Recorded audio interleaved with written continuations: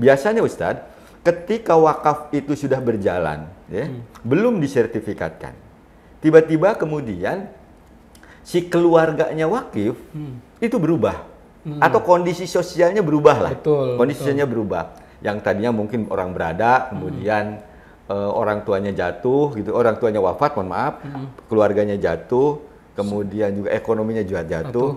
Tiba-tiba tanah ini yang dulunya tidak mempunyai nilai, karena biasanya di pinggir-pinggiran itu, jadikan sekolah, sekolahnya maju, menggerakkan ekonomi yang ada di pinggir-pinggirnya, gitu. Ada pasar di situ untuk menyokong sekolah dan sebagainya. Oh, itu kan tanah orang tua saya. Berikut tips buat kamu biar duit gajian nggak habis sia-sia. Buat rencana finansial, investasi, catat pengeluaran harian, tunaikan zakat dan infak. Tunaikan zakat dan infak di BMH mudah dan menyenangkan, bukan?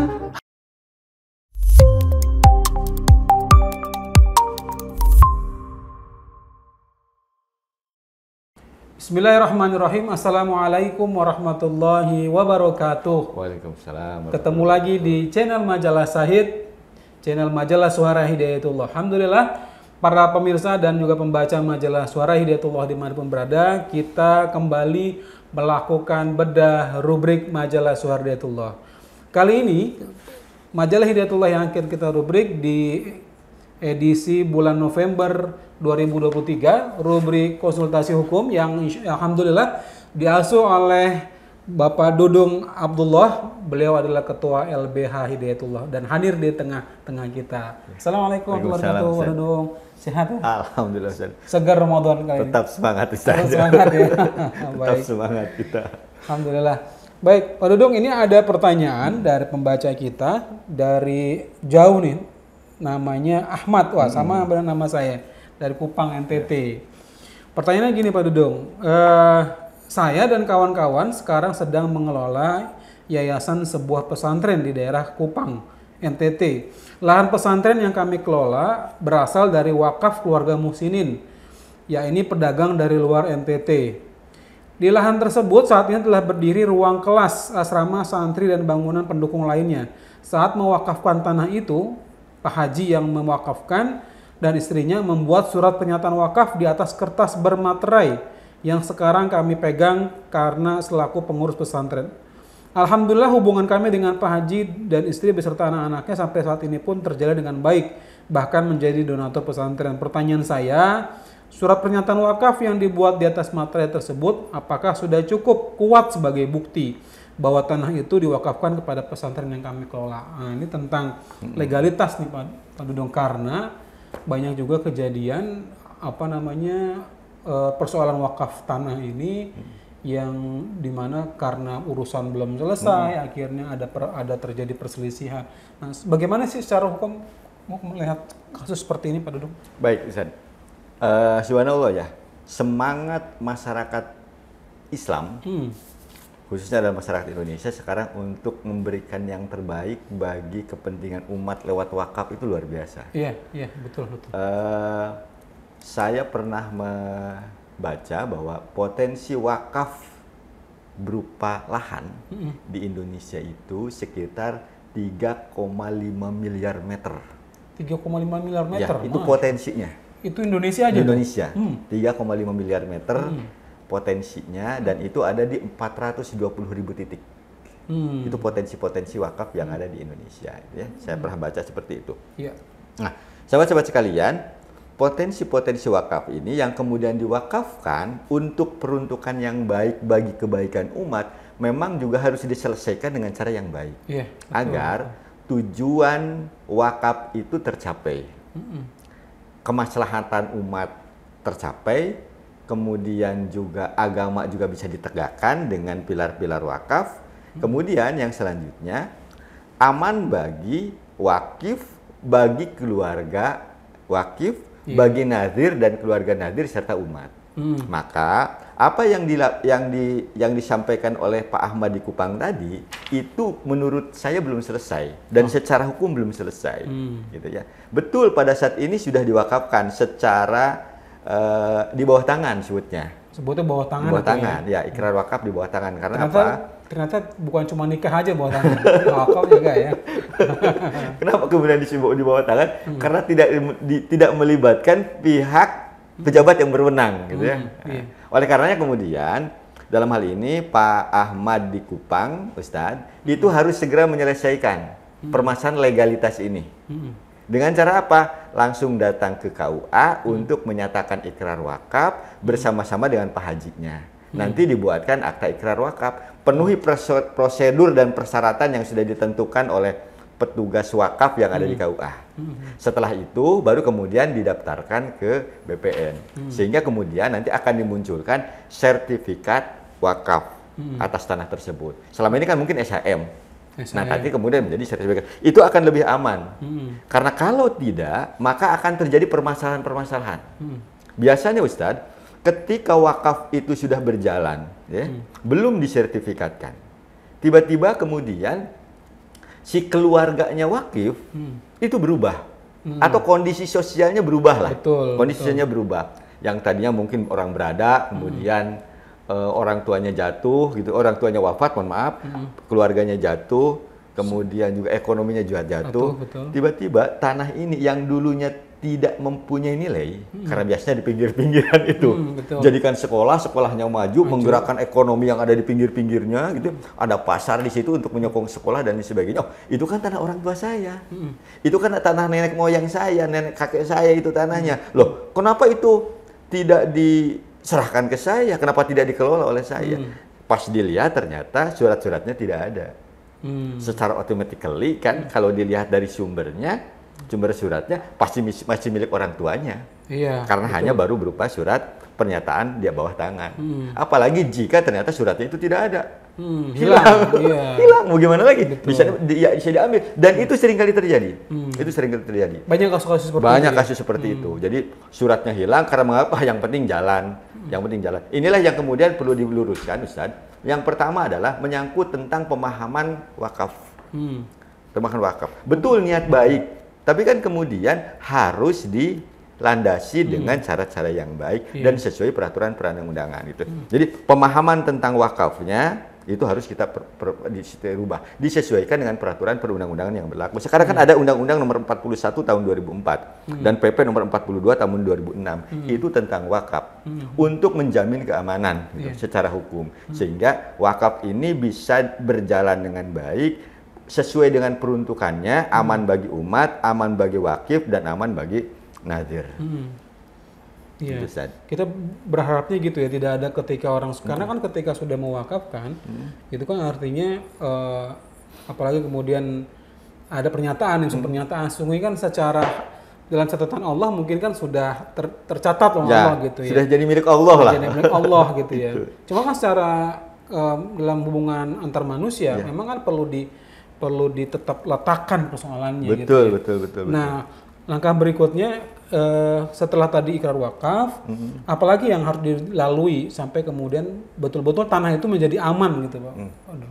Kalau umpamanya sudah, tadi saya sudah sampaikan, kalau umpamanya sudah ikrar wakaf di depan KUA, baru kemudian kita mengajukan permohonan sertifikat wakaf di BPN. Dengan dilengkapi hal-hal yang sudah dilakukan di KUA. Nanti juga dari BPN akan disampaikan prosedurnya ini, sampai nanti BPN akan mengeluarkan sertifikat wakaf gitu. Secara legal itu sudah aman. Meskipun kemudian dari pihak-pihak tertentu pasti ada aja yang menginginkan gitu ya, seperti itu. Tapi secara legal itu sudah aman. Nah, Ustadz, berbicara tentang wakaf, pihak-pihak yang sering kali merongrong tanah wakaf ketika belum dilegalisasi ini kan banyak. Yang pertama, bisa saja dari pihak keluarga wakif yang wakif, tidak paham, yang ahistoris, tidak paham tentang sejarah, gitu ya. Atau kemudian kondisi ekonomi tadi, atau bahasa spiritualnya lemah iman lah, lemah iman. Yang keduanya adalah dari pihak nadir. Ketika kemudian belum disertifikatkan, bisa aja diselewengkan. Tadinya nadir itu untuk kepentingan umat, diberikan ke lembaga. Kan nadir ada 3, Ustadz. Ada nadir perorangan secara undang-undang itu, ada nadir itu organisasi, gitu, ada nadir badan hukum. Oh, nadir badan hukum. Yayasan kan badan hukum. Gitu ya. Diserahkan kepada yayasan sebagai nadirnya. Nah, si nadirnya itu kemudian pembinanya mengganti seluruh struktur. Jadi keluarganya semua. Kan bisa. Kan bisa kan. Jadi keluarga semua. Umpamanya ketua yayasannya siapa, Iya. sekretarinya siapa, bendaharanya siapa, pengawasnya siapa. Kan kewenangan mengatur itu ada di pembina. Pembina, betul. Pemilik pembina. Sehingga kan bisa digeser gitu ya. Nah, kemudian yang selanjutnya adalah keluarga dari nazir itu yang bisa menggeser itu. Maka perlu diamankan ini. Dan yang ketiganya bisa saja dari pihak luar. Saya pernah menemukan begini, Ustaz. Ada sebuah tanah wakaf yang belum selesai. Yang belum selesai. Kemudian diwakafkan ke salah satu organisasi. Itu memang tanah yang terpencil lah, terpencil. Perkembangan berikutnya ternyata di daerah tersebut akan dibangunkan sebuah perguruan tinggi negeri. Perguruan tinggi negeri. Kenapa perguruan tinggi negeri ngambil di situ? Ya mungkin karena juga tanahnya murah, kemudian juga untuk menghidupkan lagi masyarakat kan supaya terjadi pemerataan kan. Tanah yang menjadi yang diwakafkan itu jadi naik harganya. Akhirnya diserobot sama warga. Dianggap miliknya, dianggap milik keluarganya. Sedangkan pemiliknya pengelola wakaf nazir itu tidak punya surat yang jelas, hanya berupa surat pernyataan di bawah tangan. Materai. Materai di bawah tangan. Akhirnya kemudian pada diserobot. Sehingga saya pikir ini menjadi sebuah kewajiban bagi kita sebagai pengelola lembaga sosial untuk menyelesaikan permasalahan wakaf ini. Karena menurut catatan dari BWI kalau tidak silap, saya pernah baca itu total tanah wakaf di Indonesia yang sudah diwakafkan, maksudnya bukan potensi, yang sudah diwakafkan itu baru 67,7%. Oh, 67. Yang disertifikatkan. Artinya sisanya belum. Sisanya belum. Secara jumlah tahun 2002 ini menurut BWI baru ada 27.526 titik yang sudah disertifikatkan. Memang targetnya terlampaui karena targetnya kan 21.000 titik gitu ya. Nah, artinya kemudian ini masih ada. Kalau umpamanya tadi 67, berarti kan ada sekitar 33 lagi, 33% tanah wakaf yang belum tersertifikat, dan itu rentan permasalahan hukum. Rentan permasalahan, bisa saling gugat, bisa rusak ukhuwah, bisa rusak ukhuwah. Bahkan pernah Ustaz, masjid digugat. Masjid digugat ya, Masya Allah. Karena tanah wakaf juga ya. Jangan-jangan tanah kuburan juga digugat. Maka ini untuk aman semuanya saya pikir, karena kita juga negara hukum, ada patron hukum yang sudah dibuat oleh negara untuk mengamankan semuanya, termasuk dalam hal ini wakaf, maka kita harus mengikuti aturan-aturan hukum ini agar proses wakaf, kemudian pemanfaatan wakaf itu bisa berjalan dengan baik dan maksimal. Anda kan gini Pak Dudung, ada satu tanah wakaf, misalkan ada satu tanah wakaf, ya, diberikan kepada nazir, ya, kepada nazir, kemudian nazir ini dia menguruskan akte wakafnya, kemudian SHM-nya, ya, sertifikatnya, sertifikat wakaf gitu ya, tanahnya udah sertifikat gini.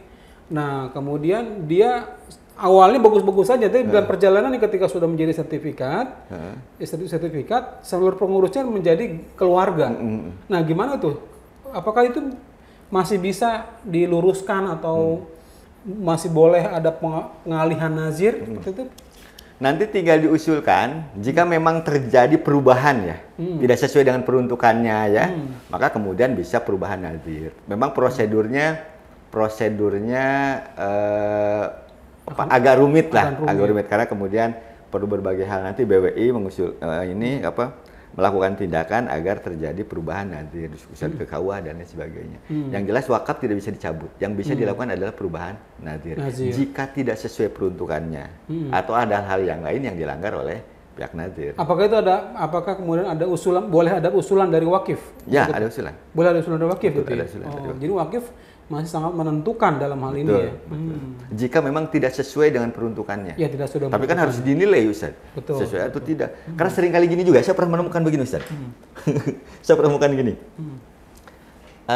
Mohon maaf, ada beberapa wakif yang mencoba meningkatkan nilai jual tanahnya itu dengan cara diwakafkan sebagian. Ada kasus gini. Tanah ini satu bidang kecil itu secara nominal tidak produktif. Entah itu rawa atau kemudian kolam yang susah untuk jadikan sebagai potensi ekonomi gitu ya. Nah, kemudian sama dia diwakafkan. ini untuk kegiatan pendidikan.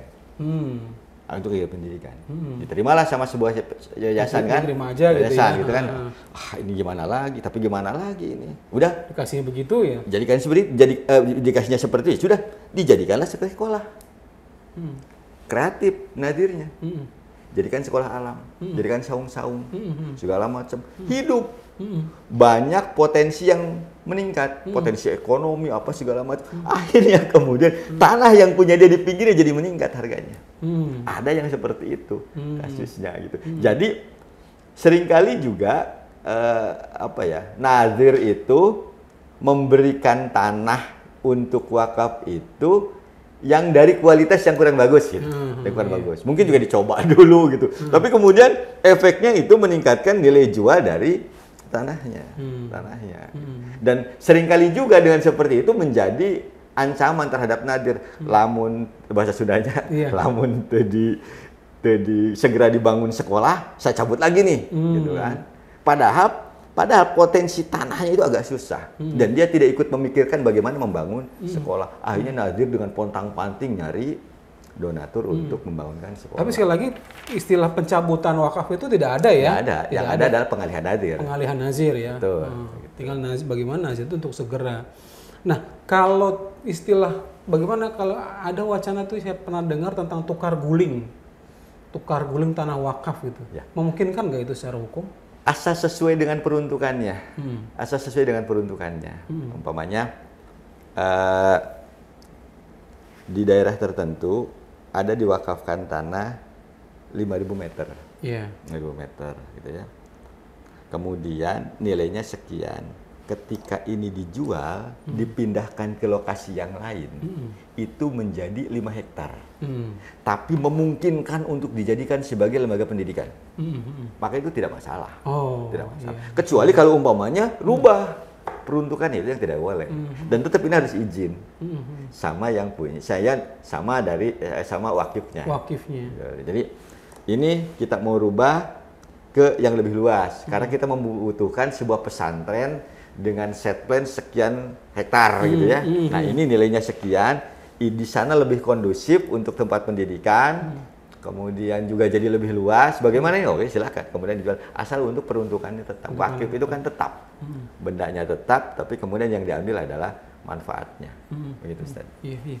Baik, saya kira kembali ke pertanyaan dari Pak Ahmad tadi sudah mudah-mudahan sudah terjawab dari bincang tadi kita dengan Pak Dudung bahwa itu belum aman dan perlu ada peningkatan lagi gitu. Betul, ya. Betul. Secara legalitas yaitu tadi sudah disampaikan yaitu dalam bentuk akta ikrar wakaf, kemudian dilanjutkan dengan sertifikat gitu ya, Pak Dudung. Betul. Sehingga kemudian secara legalitas ini sudah mapan dan menjadi lebih aman dalam pengelolaan.